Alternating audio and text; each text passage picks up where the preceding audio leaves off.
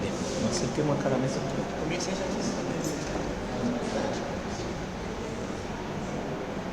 Víctor, Víctor.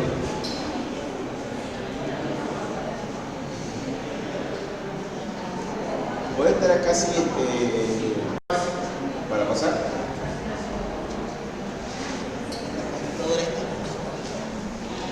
Tiene la copia. Con la flechita hacia adelante nada más, ¿no? Sí, sí, con la flecha de abajo. Ah, bajar, bajo. Sí, bajamos sí. Bueno.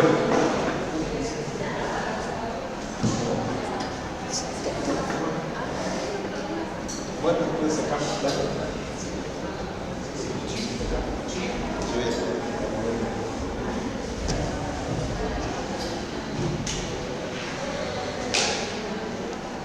bien, bueno, damos por comienzo la actividad de la mesa panel, ¿sí?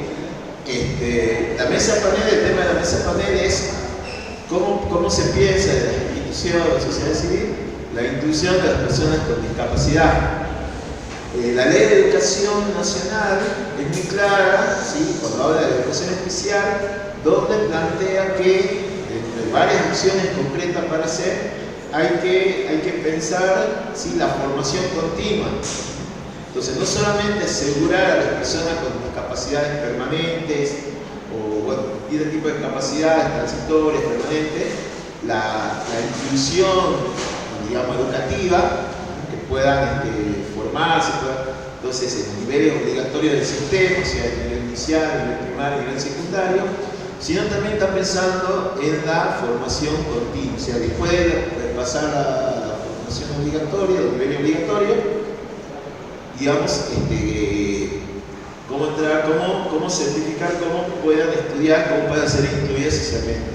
Sabiendo, nosotros sabemos que en función del mundo del trabajo se nos requiere ciertas cualificaciones, ¿sí?, que podamos tener ciertas capacidades. En esto hay una resolución que es la 311 del Consejo Federal que establece los PPI, ¿sí?, que son instrumentos para que las instituciones trabajen en inclusión. En relación a la educación técnica, el tema está que yo puedo incluir a un chico, una chica con discapacidad en una especialidad, ¿sí?, cualquiera de las escuelas técnicas, pero esa inclusión no certifica los desempeños profesionales. La educación técnica se acredita saberes para un desempeño de profesión, esos saberes, esas capacidades no se les certifican, ¿sí? Si se le incluye, logra transitar la cuestión obligatoria, pero no acredita si es un técnico agrario, técnico agrario, o sea, la competencia profesional no se le acredita. Ese es un cambio. ¿Cómo está la provincia? Bueno, estamos esperando a la encargada de educación especial de la provincia que prometió su participación. Ya va a llegar presupuestariamente, bueno, y ella nos puede decir cómo estamos avanzando en función de esto. El tema de la formación profesional, ¿sí? Entonces, ustedes saben que tenemos la educación técnica de nivel secundario, la educación técnica a nivel superior, las comunicaciones superiores y la formación profesional. ¿Cuál es la diferencia de la formación profesional? Nosotros, la formación profesional se cualifica para el puesto de trabajo, se cualifican capacidades de acuerdo a una familia profesional, ¿sí? Y la formación profesional no da títulos, certifica trayectos formativos. Y dentro de las certificaciones que tiene la formación profesional, yo tengo la formación profesional inicial, hago cocina, hago mecánica, la parte de textilería, ¿sí?, tejido, la familia profesional de estética, peluquera, etc. Tengo, digamos, ese trayecto formativo, pero también existen los certificados de capacitación laboral, que actualmente con el programa de Escucha Activa se están llevando a cabo.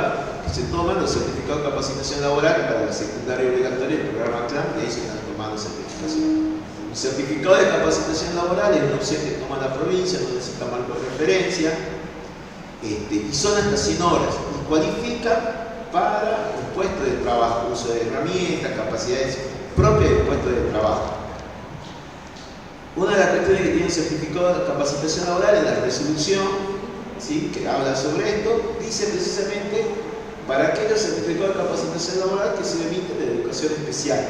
O sea, que la educación especial puede acreditar capacitación laboral. Tiene que tener algunas características que sepan. Y por otro lado, la formación profesional, como yo le decía, el proyecto formativo, al ser modular, se le puede certificar muy bien algunas capacidades, ¿sí? Entonces, de acuerdo al tipo de discapacidad, una persona no necesariamente tiene que ser todo el trayecto de cocinero. Se le puede certificar manipulación de alimentos, se le puede certificar que mantiene las normas bromatológicas, la capacidad se certifica. Entonces, tranquilamente, con esa certificación de capacidades, puede desempeñarse en un puesto de trabajo. Un hotel, un restaurante, puede ser. Por ejemplo, existe el baby code, o sea, el botón, digamos, el personal, ¿sí?, que uno conoce en el hotel. Bueno, una persona con una discapacidad cognitiva puede desarrollarse, se le puede certificar. Y muchas veces gana mejor que un técnico y un licenciado en el hotel, certifican. Entonces nosotros lo podemos habilitar. Entonces la formación profesional, al certificar capacidades, tiene esta posibilidad de integración. Ahora es el tema, ¿cómo se hace en el interior de instituciones cuando yo tengo estudiantes con discapacidad? ¿Sí? La Ley de Educación Nacional dice que se tiene que proveer todo los apoyos necesarios, recursos, personal de apoyo, bueno, eso dice la ley, o sea, ahí tenemos que ir. ¿Cómo estamos? Bueno, siempre hay una distancia entre lo que pasa y lo que tendría que ser, ¿sí? Bueno, entonces la idea es decir, bueno, nosotros tenemos estas posibilidades. El tema acá es que no ha podido venir también la gente de educación técnica, pero es que todavía están en proceso de aprobación de los diseños curriculares. Cuando nosotros logremos superar el obstáculo de aprobar los diseños curriculares de la formación profesional, cuando se puedan apropiar de ese nuevo modelo los agentes, los que enseñan en el centro de formación profesional, en las escuelas profesionales, ya vamos a estar como que se puede tener esta posibilidad para que puedan las personas con discapacidad certificar. Ese es, digamos, el panorama. Entonces, en esta mesa están con nosotros Micaela Fernández, ella es profesora de Ciencia de Educación y es coordinadora de capacitación de la Asociación de APACE, ¿sí? Bueno, ella también nos va a hablar cómo están viendo APACE, de la institución, cómo están trabajando en esto de la inclusión. Y después está Néstor Abraham, es licenciado en Psicología y es el coordinador del servicio del Centro de Día Ocupacional de la Asociación Todos Juntos. Bueno, muchas gracias. Comenzamos. Entonces, después hagamos preguntas, yo creo que van a surgir muchas cosas. Bueno, muchas gracias. Muy buenos días a todos y a todas. Bueno, yo le comentaba al profe recién, bueno, ella me presentó, yo me desempeño como coordinadora del Departamento de Capacitación, Docencia e Investigación de APACE, pero no han podido venir aquellas personas que se dedican específicamente a la inclusión laboral de las personas con discapacidad, es decir, quienes trabajan en la gestión de pasantías laborales y demás. De manera que, bueno, ellos me han comentado algunas inquietudes que yo voy a compartir hoy con ustedes, pero vamos a empezar desde un pasito antes de la inclusión laboral, es decir, de cuando las personas ya están en condiciones de salir al mundo del trabajo, y vamos a empezar a hablar un poquito de algunas transformaciones que a raíz de cambios en materia legal fue haciendo la institución para poder justamente potenciar el trabajo de las personas que se dedican a la inclusión laboral de los usuarios de los servicios de APACE. APACE, para quienes no conozcan en profundidad, es una sigla que significa Asociación de Protección al Paralítico Cerebral. Con este nombre nace APACE hace casi 40 años ya, pero podríamos decir que le ha quedado chico el nombre en dos sentidos. Por un lado, ya no hablamos, ustedes sabrán bien que ya no se habla solamente de proteger a una persona con discapacidad, ¿verdad? Y por otro lado, tampoco es que los usuarios son íntegramente personas con parálisis cerebral. La población se ha complejizado, ¿sí? Si bien si hablamos de porcentajes, la mayor parte son personas con parálisis cerebral, también se atiende a usuarios con otro tipo de discapacidades neuromotoras, incluso con multidiscapacidad, y esto nos da un panorama o una situación un poquito más compleja, ¿no? Lo que sí se ha modificado es la misión de APACE, que es una sola para todos los centros, aunque cada uno tiene una misión en particular. Si podemos pasar la siguiente filmina, ahí van a ver ustedes escrita cuál es la misión de APACE, y dice, bueno, mejorar la calidad de vida de las personas con parálisis cerebral y patologías afines a través del proceso de rehabilitación integral que promueve el bienestar físico, emocional, material y el desarrollo personal, favoreciendo la autonomía y la autodeterminación para lograr la plena inclusión social. Quizás en estos últimos dos renglones es en donde se encuentra el meollo de la cuestión que estamos discutiendo ahora, que tiene que ver con la autodeterminación, la autonomía y la inclusión social, y dentro de eso, lógicamente, la inclusión laboral, ¿no? Estaremos todos de acuerdo en cómo el trabajo realmente dignifica a la persona, y más aún cuando uno puede hacer opción por dónde quiere trabajar y no solamente verse obligado a insertarse en los lugares que le están siendo disponibles. El siguiente gráfico lo que hace es mostrar la complejidad de lo que es APACE. Como yo les contaba, nació hace ya casi 40 años, pero permanentemente se va modificando y se va complejizando. Esos, bueno, el CEDI, el CED y demás que están ahí mostrados son los distintos centros, pero a su vez hay centros en donde funciona más de un servicio, ¿sí? El CEDIN es el Centro de Desarrollo Infantil, en el cual se reciben los niños con alguna alteración del neurodesarrollo o con un potencial riesgo de tener alguna alteración del neurodesarrollo a partir del momento en el que ésta se detecta, ¿sí? Y en este sentido claramente se trabaja también con las instituciones materno-infantiles para que la detección sea cada vez más temprana, ¿verdad? De allí puede ocurrir que el niño o la niña continúe su trayecto en APACE o que, digamos, se dé de alta y sea otro, digamos, el destino. Puede ser simplemente un acompañamiento temprano para un acompañamiento en una etapa primera nada más, o puede ser que después requiera otro tipo de apoyo y de atención. Bueno, el centro educativo terapéutico es, como yo les decía, uno de los primeros pasos si vamos a hablar en el caso, como decía el profe, de una persona con una discapacidad permanente, una discapacidad ya instalada. Muy probablemente sea el centro educativo terapéutico el primer escalón que lo va a ir preparando hacia una futura inserción laboral. Es un centro que funciona en la edad escolar de los niños desde los 4 o 5 años y hasta los 18 años, 17, 18 años. Este centro, el CEDIN, funciona acá en Barrio Centro, en la calle Santibáñez, y luego el CED ya funciona en Bajo la Viña junto con otros servicios más. En este centro impacta también las transformaciones en materia legal, porque hace algún tiempo, y debido a la complejidad de la población, los niños en edad escolar recibían contenidos en APACE, pero no eran certificados, ¿sí? Como decía el profe, el tema de la certificación de los trayectos educativos de las personas con discapacidad es un tema que hasta en la ley, si uno la lee, por ahí sí te da como un poquito de esperanza, pero no deja de ser ambigua en algunos casos. Hay vacíos legales, y si hay vacíos legales, obviamente hay vacíos operativos muy grandes que nos cuesta mucho poder superar. Una vez que aquel joven de 18 años finaliza su trayecto en SED, si continúa en APACE, puede ser que continúe en el centro de día ocupacional o en el centro de capacitación laboral. Estos dos centros son los que funcionan con la población adulta y funcionan en Barrio Malvinas. Y es de los cuales vamos a hablar puntualmente ahora, ¿no? Bueno, después allí también se menciona el servicio de apoyo a la integración educativa, que es el servicio que lo que hace es acompañar desde la rehabilitación a aquellos chicos que sí están transitando la escolaridad común en nivel inicial, primario o secundario.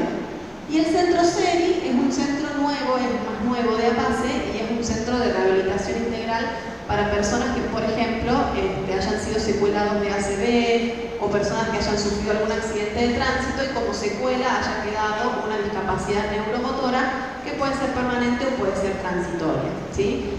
No nos detenemos mucho en esto porque es un centro modulado, es decir, las personas van, realizan su terapia y luego se retiran a su casa, ¿sí? Seguimos. Bueno, esto un poco el profe también ya lo mencionaba, ¿no? Las leyes, bueno, lógicamente, obviamente la Convención Internacional sobre los Derechos de las Personas con Discapacidad, es decir, la Ley 26.378, y en nuestro país la Ley de Educación Nacional habla de que es, digamos, deber del Estado garantizar las trayectorias educativas de todos, ¿no es cierto? En esto obviamente se incluyen las personas con discapacidad. Y habla de un concepto que es interesante, que es el de trayectos escolares diversificados, pero dentro de la enseñanza obligatoria, es decir, dentro del sistema, ¿sí? Si hacemos un poquito de historia, sabemos que antes se habían implementado distintos nombres, pero que todos hablaban de una segmentación, ¿no? De un subsistema, de regímenes especiales, es decir, ahora hablamos de un solo sistema educativo y a la educación especial como una de las modalidades de ese sistema educativo, ¿sí? Es muy llamativo que esta ley ya tiene muchos años, las resoluciones del Consejo Federal que de ellas se derivan también ya tienen sus años, pero en algunos casos seguimos hablando de que son conceptos nuevos, son ideas nuevas, y ese hablar en términos de que esto es novedoso nos impide empezar a poner, a bajar a la acción los cambios que la ley habilita, ¿verdad? Lógicamente la ley sola puede ser una letra muerta, hace falta decisiones políticas, hace falta presupuestos y hace falta también la presencia de las organizaciones como Bueno Todos Juntos, nosotros y otras más que vamos haciendo camino al andar en relación a un montón de situaciones, ¿no? Pasamos un poquito más, por favor. Una de las resoluciones que marca el trabajo que se realiza en materia de inclusión laboral es a nivel nacional la 155 y a nivel provincial la 554, que estas sí podríamos decir tienen una vida un poquito más corta todavía, si no son, la resolución 554 es del año 2012, es decir, desde que se promulga y hasta que se da a conocer y hasta que se empieza a saber cómo trabajar, pasa el tiempo, ¿no? Pero lo que establecen básicamente las dos es, en el mismo espíritu que les decía recién, de ya no tener dos sistemas separados, sino la unificación, hablan de que los centros de capacitación laboral tienen que transformarse de alguna manera, y los nombra, los va a llamar a nivel nacional Centros de Educación Integral, y a nivel provincial Jujuy también adopta esta nomenclatura y habla de centros de educación integral para adolescentes y jóvenes con discapacidad. ¿Qué establecen básicamente? Que aquel joven que está haciendo un trayecto formativo en uno de estos centros, primero que tiene que tener, habla de una instancia de formación, dice a instancias del nivel secundario. A nosotros nos costó, incluso sentados en la mesa de personas que se desempeñan en el Ministerio, en el área de educación especial, desentrañar a qué se refiere con esto de a instancias del nivel secundario. Hay muchos guiones de las resoluciones que se prestan a confusión, ¿sí? Que si uno se sienta con una persona y se sienta con otra, a veces no hay acuerdo de a qué se refiere esto. Pero pasando en limpio sería como que los chicos realizan su trayecto formativo, supongamos en la base, pero se establece la posibilidad y hasta como la obligación de compartir algunos espacios curriculares, de ser posible, con escuelas secundarias del medio. Sería algo así como que yo voy a hacer lo específico del taller laboral que yo elegí a APACE y obviamente mi rehabilitación interdisciplinaria, pero formación ética, ESI, preparación para el mundo del trabajo y otros más los debería hacer en una escuela común. En esto desconozco cómo se manejan otras asociaciones, pero a APACE se nos presenta un problema que es fundamental y que es que estamos hablando de personas con discapacidad neuromotora, ¿sí? No sé quiénes de ustedes utilizan el transporte público, fíjense cuántos colectivos están realmente preparados para la diversidad, y dentro de la diversidad una persona en silla de ruedas, una persona en andador, y piensen también en las escuelas secundarias. cuáles de ellas tienen ascensor, cuáles de ellas tienen rampas, ¿sí? Así que ahí ya tenemos una primera barrera que de alguna manera no es que nos impide, pero sí nos implicaría un esfuerzo sobrehumano poder hacer esto de que los chicos realicen la escolaridad o el trayecto formativo en estas dos instituciones. De manera que lo que se hace es potenciar el recurso humano de APACE para que en APACE se dicten estos contenidos curriculares de las disciplinas básicas, sumado a la formación de los talleres específicos de APACE, ¿sí? Estas disciplinas, como les había dicho, bueno, son educación para la salud, formación para el mundo del trabajo, educación sexual integral y formación ciudadana. Tiene otro nombre que ahora no me acuerdo específicamente. Y los talleres específicos de APACE son los talleres de agronomía, el taller de artesanía, el de indumentaria y el de serigrafía. Otra cosita, perdón, que decía ahí también la resolución es que establece un corte etario a la edad de 22 años.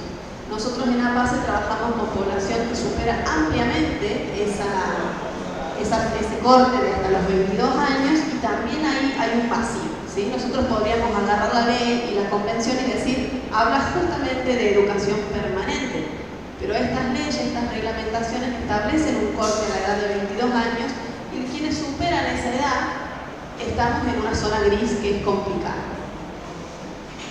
Obviamente esta transformación, pensando en la inserción efectiva al mundo del trabajo, exige los cambios a materia curricular y a materia de los PEI, ¿sí? APACE tuvo que, a partir del año 2015, reformular sus proyectos educativos, dando cuenta de estos cambios y de la posibilidad efectiva de que los chicos certifiquen el trayecto en los primeros años en el SET y luego en esto que se supone debería dejar de llamarse CCL, o sea, debería dejar de llamarse Centro de Capacitación Laboral, porque tiene que ser un centro de educación integral para jóvenes, para adolescentes y jóvenes, con discapacidad.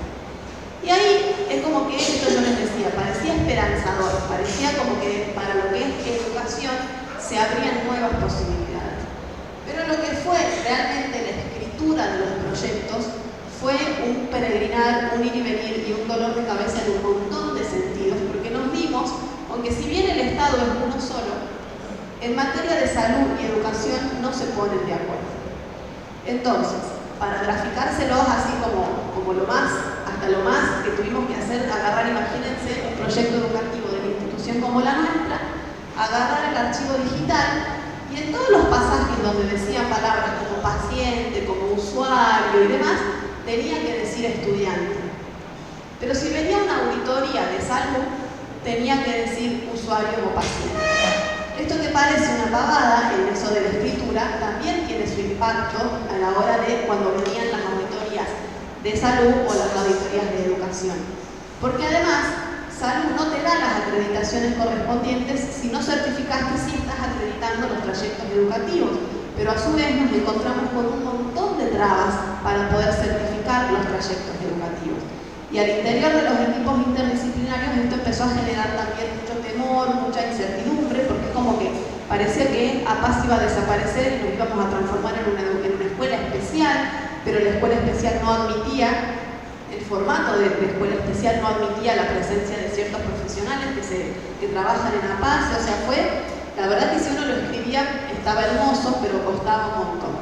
Llevarlo a la práctica costaba un montón. Entonces, atender a dos marcos regulatorios distintos, como es la Ley de Prestaciones Básicas, que es la 24.901, que ya es en algunos casos, no sé si obsoleta, pero sí por lo menos necesita una revisión, y equipararnos a lo que propone en buena hora la Ley de Educación, que es la garantía del derecho a la educación, nos costó mucho. Realmente nos ha costado y nos sigue costando un montón porque, como les digo, nos encontramos con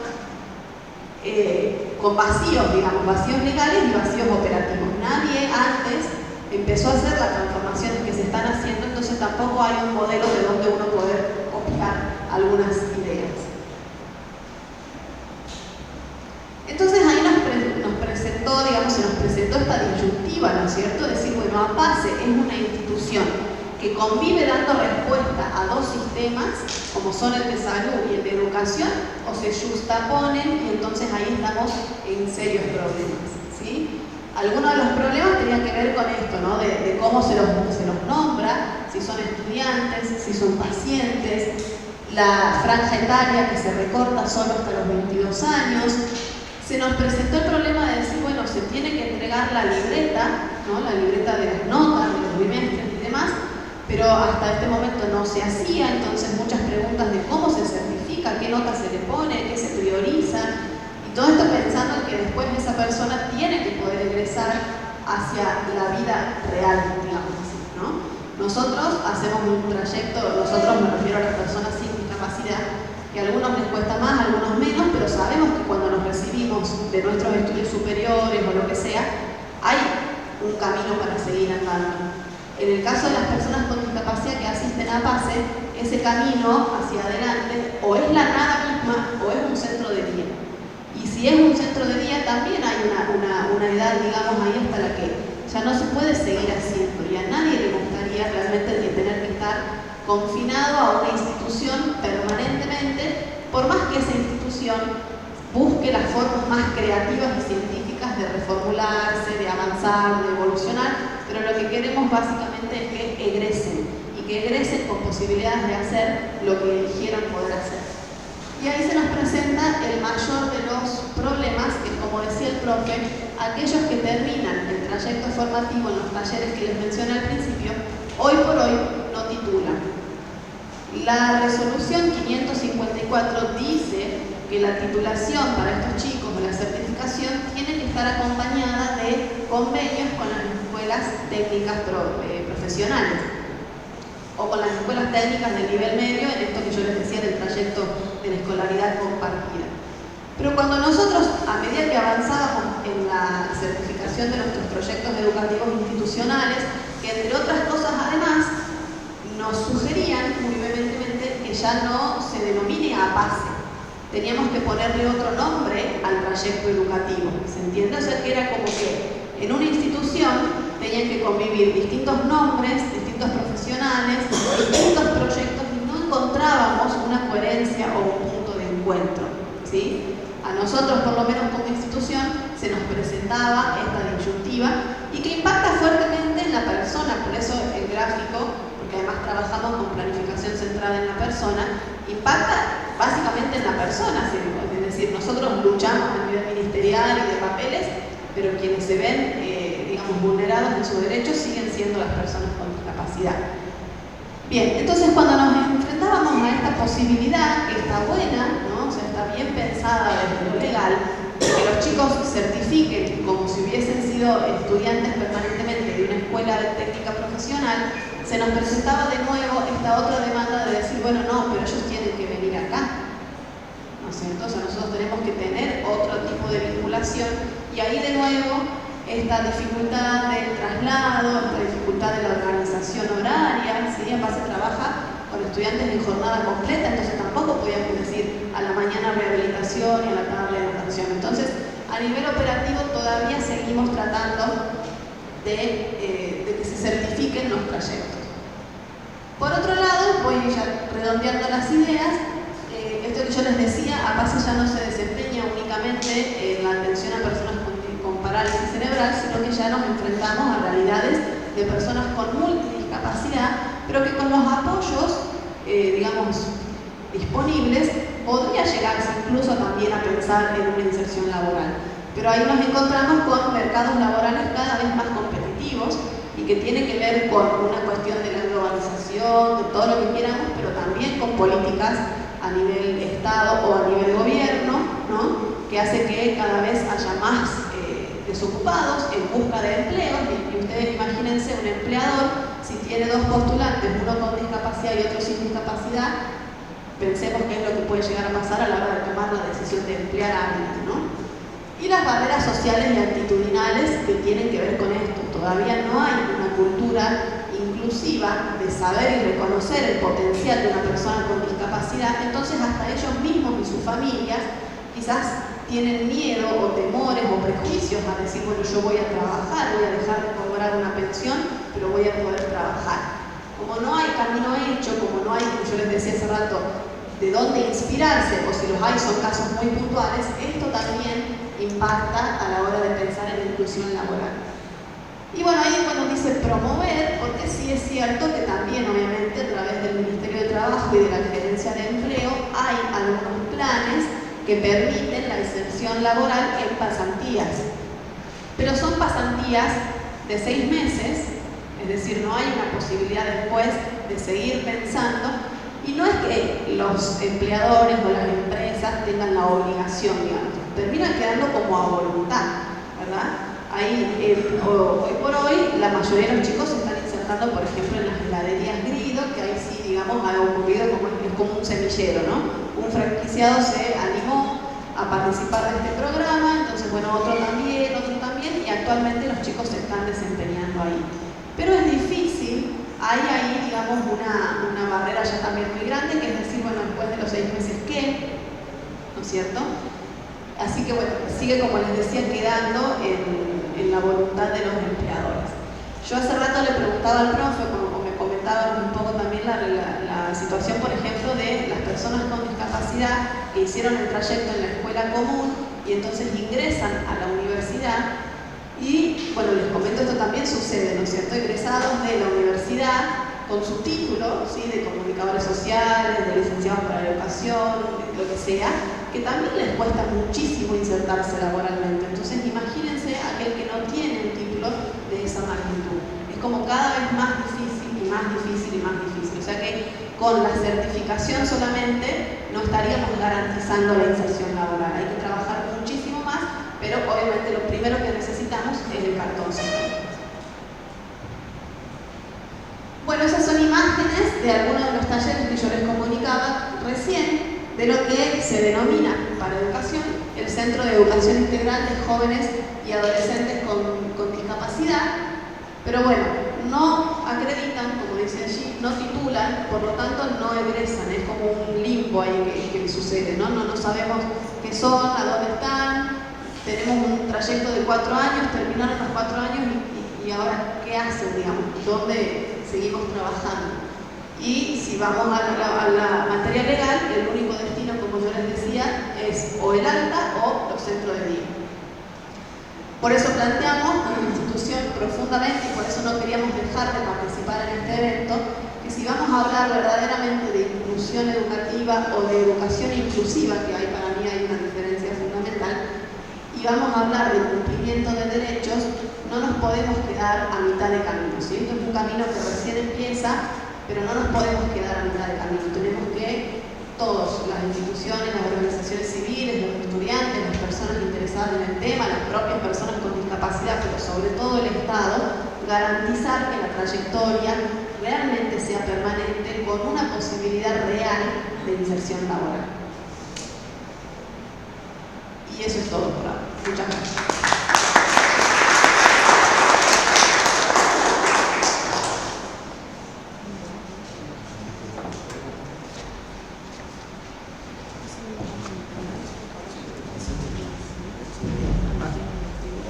¿Lo conecto ya? Sí, ¿Con esa máquina? sí.